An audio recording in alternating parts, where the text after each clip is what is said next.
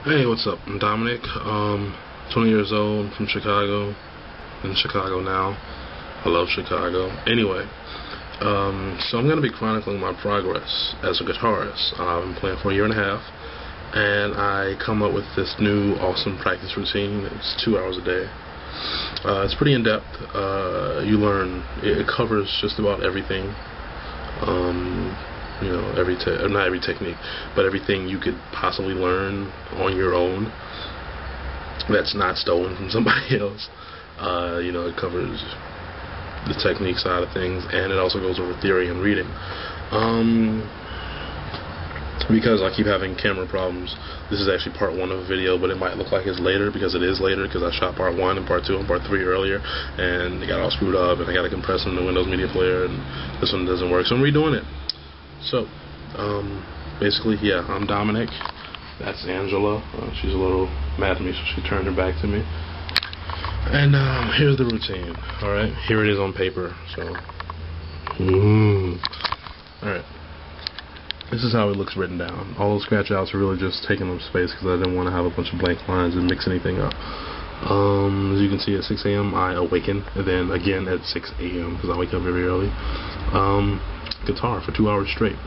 Now, those 2 hours consist of, first, 10 minutes of stretching and warm-ups. Stretch your fingers. There's a bunch of stretching exercises on YouTube for guitar finger stretching and things like that. Not trying to bend it or make it longer, but actually get the blood flowing, like calisthenics before you play basketball or something, or football in my case. I'm a big guy. 10 minutes of guitar aerobics, which is gone over on later on in this video. Then your scale for the week. You want to learn 1 scale a week, all 5 positions. These are your more basic scales. Basically non-exotic scales. No exotic scales can be your scale of the week at all. 5 positions, 1 scale, major, minor, things of that nature. Simple, 1 position a day. That's it, because it's 5 days a week. Then you want to work on your week lesson for 1 hour. After the 10 minutes of stretching, 10 minutes of aerobics, 10 minutes of scale, 1 hour of lesson, main lesson. Sorry about that. Then, after your lesson's over for 1 hour, 15 minutes of licks. Strictly licks, blues licks, rock licks, metal licks, jazz licks, crazy scale runs, sequential runs, things of that nature. And that's for 15 minutes. And your last 15 minutes is going to be the song you want to learn. I'm trying to learn 1 song every 2 weeks in their entirety. Everything, rhythm, melody, harmony if there is one. If I'm trying to learn Dragon Force song or something like that. And solos, because every good guitar song has a solo. Okay, if it don't have a solo, it's not a good guitar song.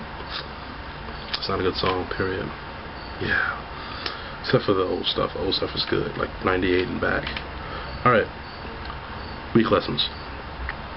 4 week lessons, because there are 4 weeks in a month.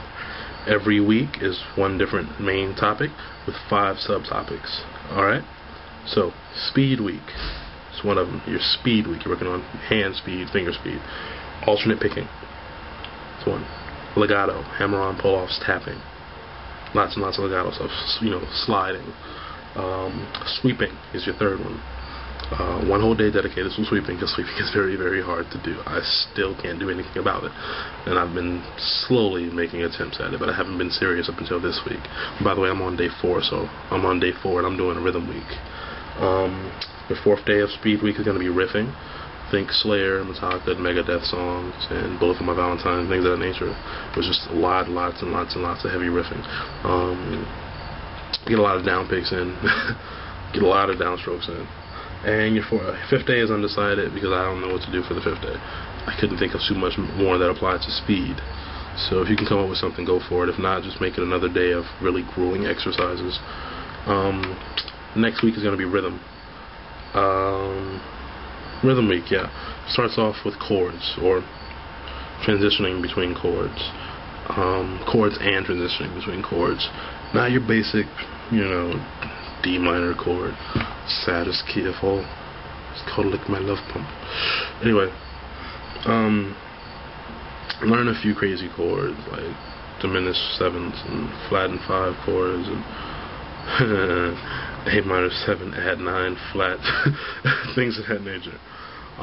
Yeah, learn those chords and look up on YouTube Joe Satriani's wonderful video on crazy chord transitions and stuff. This workout video of his. But get you a chord scale deck or a chord dictionary or chord library, whatever you call it. One of those will definitely come in handy. I got like 4. I don't use them all. I probably don't even use one, but they come in handy. So, yay, more technical difficulties. Okay, I was saying chord decks, you can have some kind of reference or a chord dictionary. I'm going to start rushing through this now because this camera keeps acting up. Damn, Canon. Alright, fingerstyle. That's your next day after chords. Fingerstyle, think acoustic guitar. It's good on it's kind of hard on electric.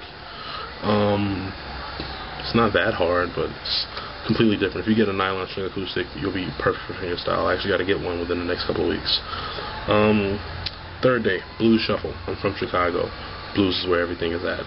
Learn blues, learn the shuffle, slowly begin your way into the Rock and Roll Hall of Fame, a la AC/DC. Jazz rhythm, chord melody. Think Little Wing and Under the Bridge by the Red Hot Chili Peppers. Little Wing by Jimi Hendrix, if you didn't know that. Those are chord melody songs where you're sort of mixing chords and lead licks in as one guitar. You know, a lot of people don't realize. Hold on. Okay. A lot of people don't realize Little Wing, the intro, is actually just one guitar, man. It's just one guitar, seriously. Come on. Anyway, chord melody and a lot of the ninth chords and diminished chords and things of that nature. Really jazzy sounding stuff. Oh, speaking of chords, go back to the chords day. 3 chords a week. 3 interesting chords a week. Try to leave it at 3. Not try to leave it at 3. Try to, minimize it to 3. I'm still screwing that up. Your bare minimum can be 3 chords. Not simple chords, complicated chords. Try to learn Lenny by Stevie Ray Vaughan, just the chords. Very fun shapes.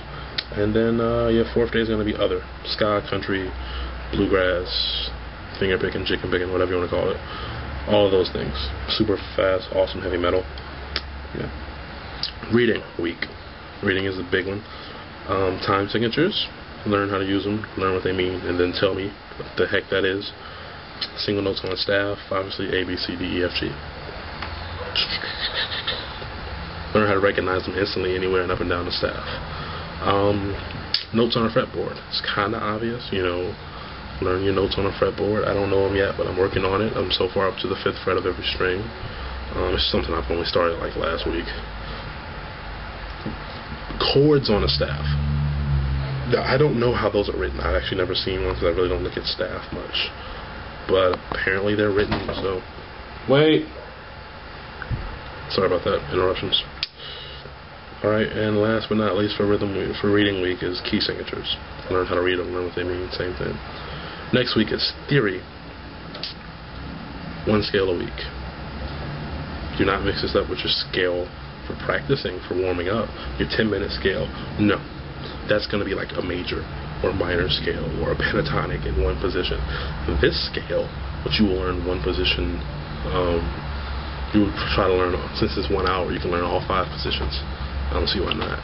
It's going to be something like a Hungarian minor scale or a dominant 7 flat 5 scale, bebop scale, Japanese scale. I'm a gamer.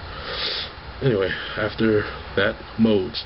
Exact same thing. Take one mode, memorize the crap out of it for 1 day, 1 hour. It sucks, strenuous, it's very tedious, but I'm pretty sure it'll pay off because all I ever hear the virtuoso types talk about is modes, Steve Vai modes, Satriani modes, fucking modes. I don't know. I just know that they're like scales. I do know like one, but I don't know the name of it.